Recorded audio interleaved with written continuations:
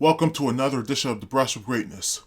I'm your host, Alexander Miller, better known to the WWE Universe and the pro wrestling community as Alexander the Great, or A.T.G for short. Today, we read a new book, titled The Strange Case of Dr. Jekyll. Let's start by reading its first chapter, titled Story of the Door. Let's begin. Mr. Utterson. The lawyer was a man of a rugged countenance that was never lighted by a smile, cold, scanty, and embarrassed in discourse, backward in sentiment, lean, long, dusty, dreary, and yet somehow lovable. At friendly meetings, and when the wine was to his taste, something eminently human beaconed from his eye. Something, indeed, which never found its way into his talk, but which spoke not only in the silent symbols of the after-dinner face, but more often and loudly in the acts of his life. He was austere with himself, drank gin when he was alone, to mortify a taste for vintages, and though he enjoyed the theater, had not crossed the doors of one for 20 years. But he had an improved tolerance for others, sometimes wondering, almost with envy, at the high pressure of spirits involved in their misdeeds, and in any extremity inclined to help rather than to reprove. I incline to Cain's heresy, he used to say. I let my brother go to the devil in his quaintly own way. In this character, it was frequently his fortune to be the last reputable acquaintance and the last good influence in the lives of downgoing men. And to such as these, so long as it came about his chambers, he never marked a shade of change in his demeanor. No doubt the feat was easy to Mr. Utterson, for he was undemonstrative at the best, and even his friendship seemed to be founded in a similar catholicity of good nature. It is the mark of a modest man to accept his friendly circle ready-made from the hands of opportunity, and that was the lawyer's way. His friends were those of his own blood, or those whom he had known the longest. His affections, like ivy, were the growth of time. They implied no aptness in the object. Hence, no doubt, the bond that united him to Mr. Richard Enfield, his distant kinsman, the well-known man about town. It was a nut to crack for many. What these two could see in each other, or what subject they could find in common. It was reported by those who encountered them in their Sunday walks, that they said nothing, looked singularly dull, and would have with obvious relief the appearance of a friend. For all that, the two men put the greatest store by these excursions, counted them the chief jewel of each week, and not only set aside occasions of pleasure, but even resisted the calls of business, that they might enjoy them uninterrupted. It chanced on one of these rambles that their way led them down a by-street in a busy quarter of London. The street was small and what is called quiet, but it drove a thriving trade on the weekdays. The inhabitants were all doing well, it seemed, and all emulously hoping to do better still, and laying out the surplus of their gains in coquetry, so that the shop front stood along that thoroughfare with an air of invitation, like rows of smiling saleswomen. Even on Sunday, when it veiled its more florid charms and lay comparatively empty of passage, the street shone out in contrast to its dingy neighborhood, like a fire in a forest, and with its freshly painted shutters, well-polished brasses, and general cleanliness and gaiety of note, instantly caught and pleased the eye of the passenger. 2 doors from one corner, on the left hand going east, The line was broken by the entry of a court, and just at that point, a certain sinister block of building thrust forward its gable on the street. It was 2 stories high, showed no window, nothing but a door on the lower story, and a blind forehead up the scullered wall on the upper, and bore in every feature the marks of prolonged and sordid negligence. The door, which was equipped with neither bell nor knocker, was blistered and disdained. Tramps slouched into the recess and struck matches on the panels. Children kept shop upon the steps. The schoolboy had tried his knife on the moldings, and for close on a generation, no one had appeared to drive away these random visitors, or to repair the ravages. Mr. Enfield and a lawyer were on the other side of the by-street, but when they came abreast of the entry, the former lifted up his cane and pointed. "Did you ever remark that door?" he asked, and when his companion had replied in the affirmative, "It is connected in my mind," added he, "with a very odd story." "Indeed," said Mr. Utterson, with a slight change of voice. "And what was that?" "Well, it was this way," returned Mr. Enfield. "I was coming home from some place at the end of the world, about 3 o'clock of a black winter morning, and my way lay through a part of town where there was literally nothing to be seen but lamps. Street after street, and all the folks asleep. Street after street, all lighted up as if for a procession, and all as empty as a church. Till at last I got into that state of mind when a man listens, and begins to long for the sight of a policeman. All at once, I saw 2 figures. One a little man who was stumping along eastward at a good walk, and the other a girl of maybe 8 or 10, who was running as hard as she was able down a cross street. Well, sir, the 2 ran into one another naturally enough at the corner, and then came the horrible part of the thing, for the man trampled calmly over the child's body and left her screaming on the ground. It sounds nothing to hear, but it was hellish to see. It wasn't like a man, it was like some damned juggernaut. I gave a view holla, took to my heels, collared my gentleman, and brought him back to where there was already quite a group about the screaming child. He was perfectly cool and made no resistance, but gave me one look so ugly that it brought out the sweat on me like running.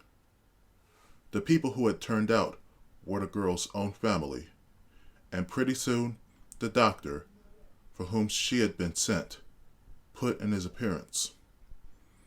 Well, the child was not much the worse, more frightened, according to the sawbones. And there you might have supposed 'twould be an end to it. But there was one curious circumstance. I had taken a loathing to my gentleman at first sight. So had the child's family, which was only natural. But the doctor's case was what struck me. He was the usual cut and dry apothecary, of no particular age and color, with a strong Edinburgh accent, and about as emotional as a bagpipe. Well, sir, he was like the rest of us. Every time he looked at my prisoner, I saw that Sawbones turn sick and white with a desire to kill him. I knew what was in his mind, just as he knew what was in mine, and killing being out of the question, we did the next best. We told the man we could and would make such a scandal out of this, as should make his name stink from one end of London to the other. If he had any friends or any credit, we undertook that he should lose them. And all the time, as we were pitching it in red hot, we were keeping the women off him as best as we could, for they were as wild as harpies. I never saw a circle of such hateful faces, and there was the man in the middle, with a kind of black sneering coldness. Frightened, too. I could see that. But carrying it off, sir. Really like Satan. If you choose to make capital out of this accident, said he, I am naturally helpless. No gentleman but wishes to avoid a scene, says he. Name your figure. Well, we screwed him up to £100 for the child's family. He would have clearly liked to stick out. But there was something about the lot of us that meant mischief. And at last he struck. The next thing was to get the money. And where do you think he carried us but to that place with the door? Whipped out a key, went in, and presently came back with the matter of £10 in gold and a check for the balance on Coots, drawn payable to bearer and signed with a name that I can't mention, though it's one of the points of my story. But it was a name at least very well known and often printed. The figure was stiff, but the signature was good for more than that, if it was only genuine. I took the liberty of pointing out to my gentleman that the whole business looked apocryphal, and that a man does not, in real life, walk into a cellar door at 4 a.m. and come out of it with another man's check for close upon £100. But he was quite easy in sneering. Set your mind at rest, says he. I will stay with you till the bags open and cash the check myself. So we all set off, the doctor, and the child's father, and our friend and myself, and passed the rest of the night in my chambers. And next day, when we had breakfasted, went in a body to the bank. I gave in the check myself, and said I had every reason to believe it was a forgery. Not a bit of it. The check was genuine. Tut-tut, said Mr. Utterson. I see you feel as I do, said Mr. Enfield. Yes, it's a bad story, for my man was a fellow that nobody could have to do with. A really damnable man. And the person that drew the check is the very pink of the proprieties. Celebrated too.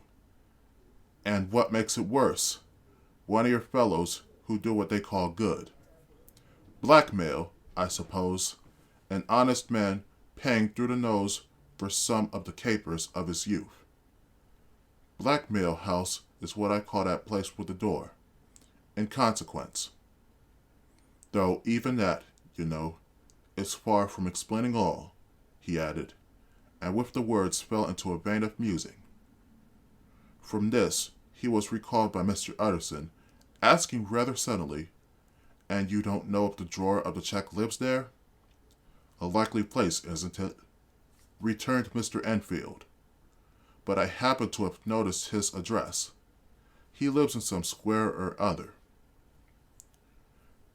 And you never asked about the place with the door? Said Mr. Utterson. No, sir. I had a delicacy, was the reply. I feel very strongly about putting questions. It partakes too much of the style of the Day of Judgment. You start a question, and it's like starting a stone. You sit quietly on the top of a hill, and away the stone goes, startling others. And presently, some bland old bird, the last you would have thought of, is knocked on the head in its own back garden, and a family have to change their name. No, sir. I make it a rule of mine. The more it looks like Queer Street, the less I ask. A very good rule, too, said the lawyer. But I have studied the place for myself. Continued Mr. Enfield. It seems scarcely a house. There is no other door, and nobody goes in or out of that one. But once in a great while, the gentleman of my adventure. There are 3 windows looking on the court of the first floor. None below. Their windows are always shut, but they're clean. And then there is a chimney, which is generally smoking. So somebody must live there. And yet, it's not so sure, for the buildings are so packed together about that court that it's hard to say where one ends and another begins. The pair walked on again for a while in silence. And then, "Enfield," said Mr. Utterson. "That's a good rule of yours." "Yes, I think it is," returned Enfield. "But for all that," continued the lawyer, "there's one point I want to ask. I want to ask the name of that man who walked over the child." "Well," said Mr. Enfield, "I can't see what harm it would do. It was a man of the name of Hyde." Said Mr. Utterson. "What sort of a man is he to see?" "He is not easy to describe. There is something wrong with his appearance. Something displeasing. Something downright detestable. I never saw a man I so disliked, and yet I scarce know why. He must be deformed somewhere. He gives a strong feeling of deformity, although I couldn't specify the point. He's an extraordinary-looking man, and yet I really can name nothing out of the way. No, sir, I can make no hand of it. I can't describe him, and it's not want of memory, for I declare I could see him this moment." Mr. Utterson again walked some way in silence, and obviously under a weight of consideration. "You are sure he used the key?" he inquired at last. "My dear sir," began Enfield, surprised out of himself. "Yes, I know," said Utterson. "I know it must seem strange. The fact is, if I do not ask you the name of the other party, it is because I know it already. You see, Richard, your tale has gone home. If you have been inexact in any point, you had better correct it." "I think you might have warned me," returned the other, with a touch of sullenness. "But I have been pedantically exact, as you call it. The fellow had a key, and what's more, he has it still. I saw him use it, not a week ago." Mr. Utterson sighed deeply, but said never a word, and the young man presently resumed. "Here is another lesson to say nothing," said he. "I am ashamed of my long tongue. Let us make a bargain never to refer to this again." "With all my heart," said the lawyer. "I shake hands on that, Richard." Well, that's it for today's Brush with Greatness. I hope you enjoyed this surprise book, The Strange Case of Dr. Jekyll and Mr. Hyde, because we're going to be reading this for the next couple weeks. So be prepared. Feel free to follow me on Twitter at WWETheAlexander. Follow me on Instagram at AlexanderTheGreat_A.T.G. And follow me on YouTube and like, comment, share, and subscribe. The next edition of the Brush with Greatness will be a scripture reading edition in which I, Alexander the Great, read Ecclesiastes 11, Holy Bible, King James Version. This has been the Brush with Greatness. Peace!